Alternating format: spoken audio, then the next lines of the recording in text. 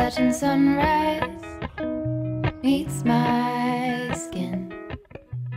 Even with my eyes still closed, I can feel it coming in. Golden, golden, I'll follow only golden, golden, golden, golden things.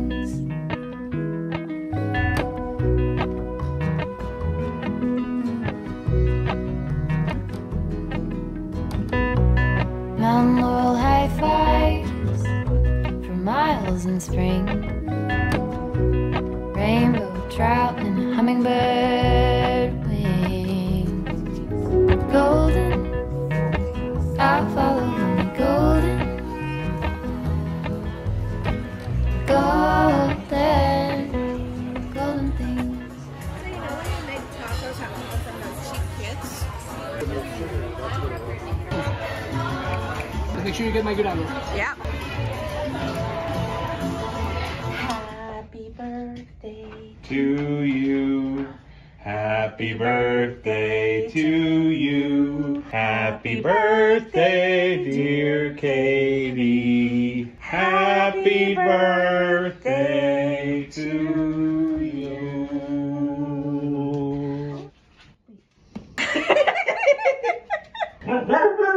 Yes. And many more. And many more. Hi friends, and welcome to a new video. It has been a little while. I've been insanely busy, but I'm very happy to be back with this one. I recently turned 29 and it's become somewhat of a birthday tradition for me to take myself to my favorite art store and treat myself to a couple new just for fun art supplies on my birthday. I thought it would be fun to do a little video where I sit down and first I'll show you all the things that I bought, and then we're gonna work in my sketchbook a little bit, do like swatches of the new things and kind of experiment with them and play with them a little bit. To accompany the sketchbook, we'll have a little voiceover of a little chat about turning 29 and the thoughts that come with it, and I kind of want to reflect on what being 28 was and like all that kind of good stuff, so hope you'll stick around for that. But let me show you the fun things that I bought myself. So first, probably the least fun but still exciting, I got myself some mixed media paper. I've been doing a lot of analog to digital work recently, like starting out by painting, sketching, all kinds of stuff in some kind of traditional medium and then scanning it and working with it digitally afterwards. I needed some more paper for doing that because I've almost run out of what I was using before, which was Strathmore mixed media paper, which I really like. I just picked this because it's a little bit more inexpensive and the sheets are smaller, and I've been cutting up the paper anyways because I work quite small generally, so try this out, see if it's comparable. Next purchase, which is fun but less exciting, is a big boy of the Holbein acrylic gouache in deep yellow. This is my most used acrylic gouache color other than white. I love this color. This is like the color of my soul. I feel like it's sunshine. I feel like it's good times, it's happiness. I put this color in everything. I make it work with every color palette I end up with. Deep yellow, big fan. Another medium I've been really into recently is Caran d'Ache Neocolor pastels. I have been really obsessed with like blending them with water. I actually got myself this set for my birthday last year. It's like a set of 30 mixed colors, but I find that when I get myself sets of things, I like to do it because it's more cost effective, but there's always so many colors in it that I don't use because I use a very limited specific color palette in my work. Like I don't gravitate towards bright colors, or like I don't really like cool reds or like cooler oranges. Like there's so many colors that I just don't really use in my work, and so as much as I love them, I needed some more colors that are kind of more in my realm of color palette. So I picked myself out 3 new Caran d'Ache pastels. So I got moss green. Moss green just must be one of my other like soul colors because I always pick out things that are called moss green or olive green. Then I got, this one is a weird name, chromium oxide green. Never heard of that one before, but it's like a nice more, like a more desaturated green. And then I got golden ochre, which also kind of fits right in with my comfort color palette. So excited to play with those. They're much more like natural looking, which is kind of where my happy place is. Then I was in the colored pencil aisle, which is actually the same aisle that has all the Caran d'Ache pastels. I spend the most time in that aisle probably. I got myself another Caran d'Ache white colored pencil because they're great for doing details on top of things if you kind of want to add little highlights on top of color. Also another Holbein product that I've never tried before. While I was in the colored pencil aisle, I was thinking all of my colored pencils are Prismacolor Premier brand and I really like them, but I've been wondering if there's more out there that I just haven't gotten to experience.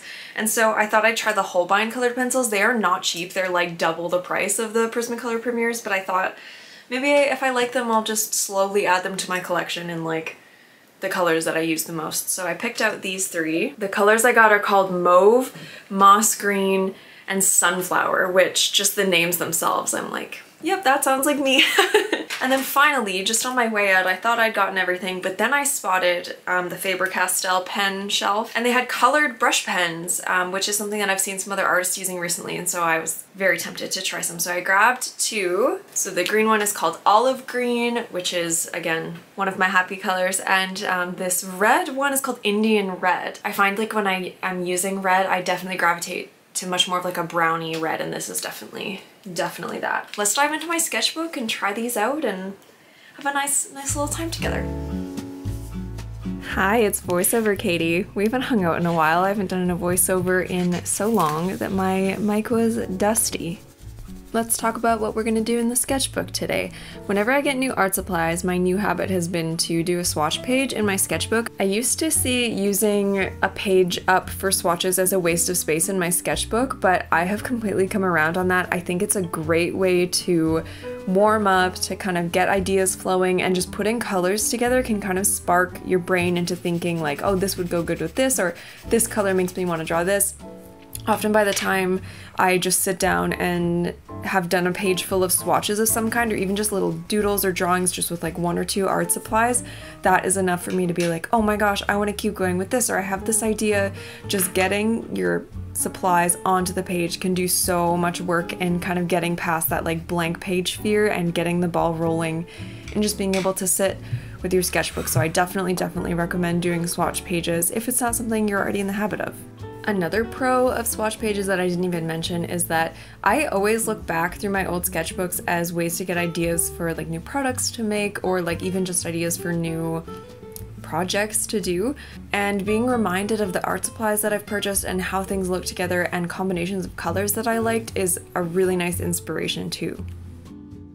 So one thing you should know about me is I am a birthday person. I love celebrating my birthday. I love celebrating other people's birthdays. I think it's an excuse to eat good food and do nice things, and when it's someone else's birthday, it's a nice excuse to treat them to things.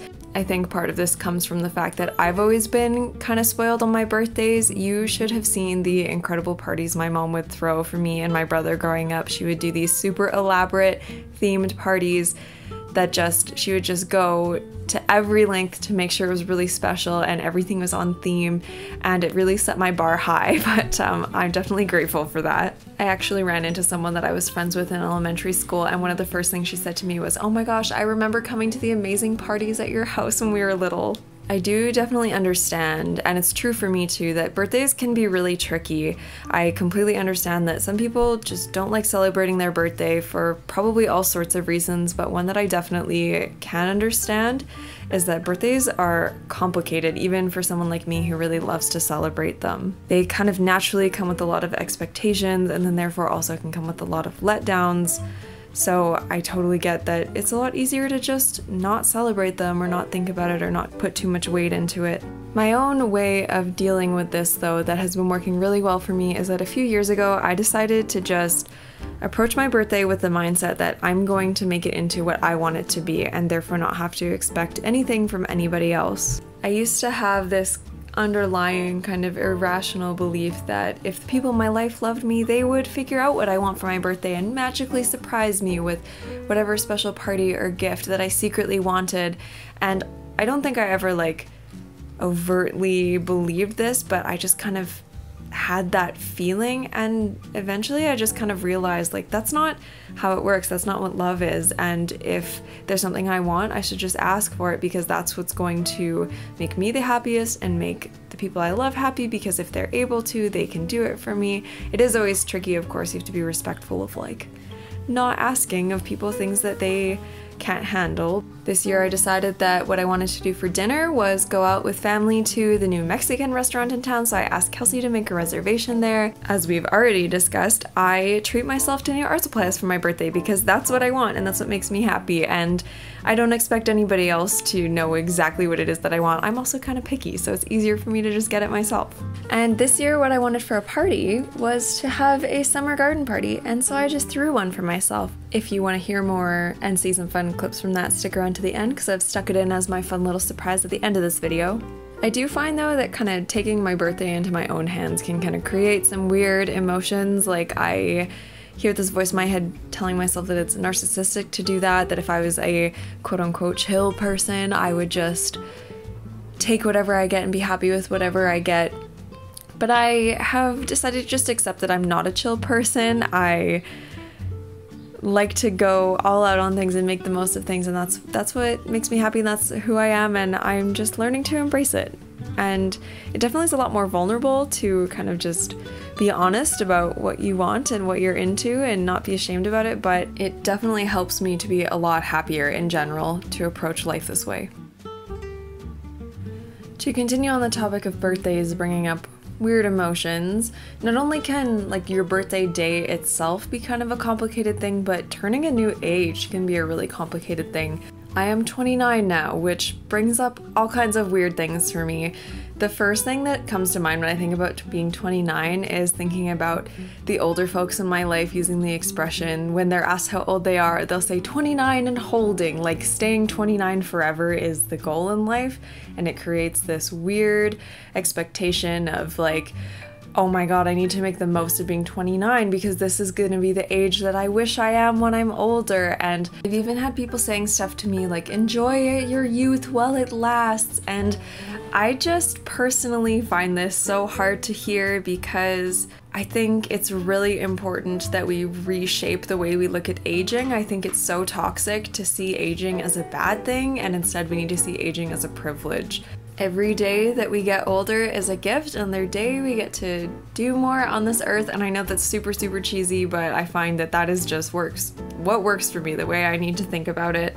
I also feel like my 20s were such a decade full of turmoil, like just as much so as my teens. My 20s were a lot of like figuring myself out and learning a lot about myself and kind of coming into who I am, and that process is not easy most of the time. It can be really stressful and hard on you at times. Only now at this point, at the very end of my 20s, do I kind of feel like I'm really settling into who I am and I'm becoming comfortable with who I am, and all this work I've been doing on myself throughout my 20s is starting to pay off, and I'm grateful for it. It's very easy to be like, oh, I wish I could feel this way and still be 23, but that's just not how it works. Like, you don't have the wisdom.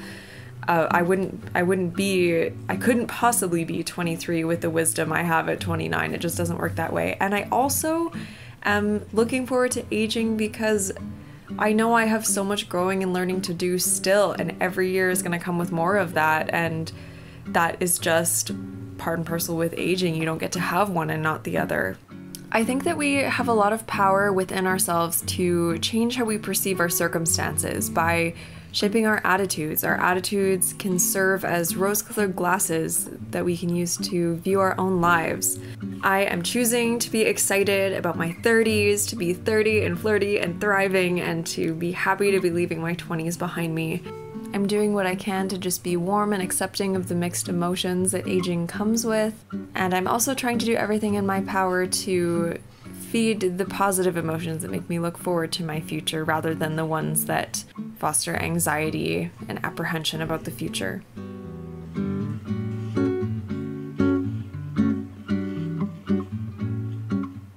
I didn't know how this page of mushrooms was going to turn out when I first started doodling them. The first ones I drew in the top left were kind of weird when I first started them, and I didn't really like them, but I just kept going, and oh my gosh, I'm glad I did. I really love how this turned out. It ended up having such a like 60s, 70s, like hippie vibe to it in the end. I'm trying to figure out what I could do with this. If I could somehow make it a print, maybe. I think it turned out really cute. I had a lot of fun playing with the new Caran d'Ache Neo colors. I mixed them with some of the ones I already had to get like the more earthy natural mushroom colors, but yeah, I love blending the neo colors with water. They turn out so cool. I love doing like a layer of the neo colors with water and then coming back in after it's dry and adding a little bit more of them on top to give that like scratchy crayon-y look on top.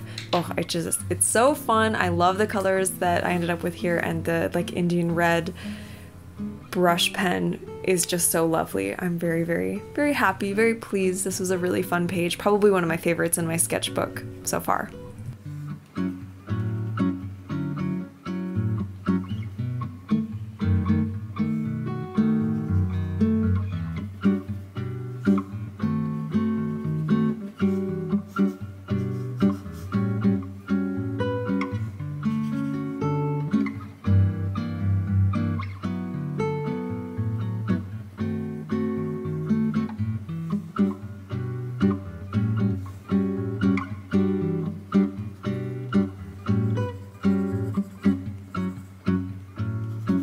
So I love to sneak in a fun little surprise at the end of my videos, and the surprise I have for you at the end of this one is some footage from the summer garden party I decided to throw for my birthday.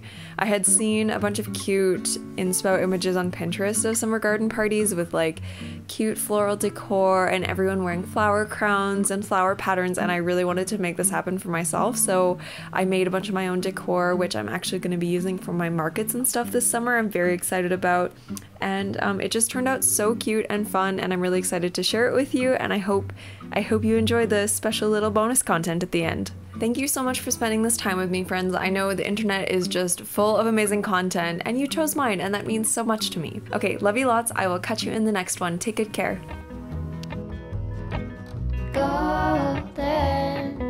It's my birthday garden party tonight, and I spent all day finishing this flower crown and making flower decorations and prepping my little charcuterie boards, and I'm very excited. All my friends are gonna be here soon. It's gonna be fun. Golden thing, golden. I'll follow only golden. Golden, golden things. You're the gremlin in his basement. Yeah. Shot glass.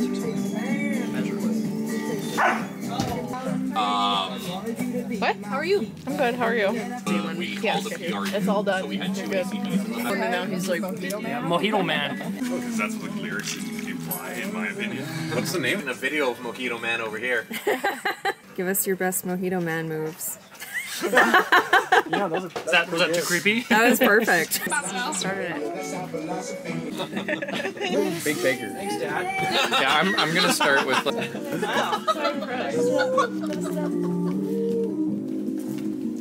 Alex. I was like, there's a Columbia. No. Mark, you gotta keep going. What does I wasn't to me? I was gonna say, Loki, hi. Crazy. And then I just took the bus to my Airbnb, and I was like, hey, why not? That's so cute. But it's not your legs growing in so well. They just like let them sleep in bed.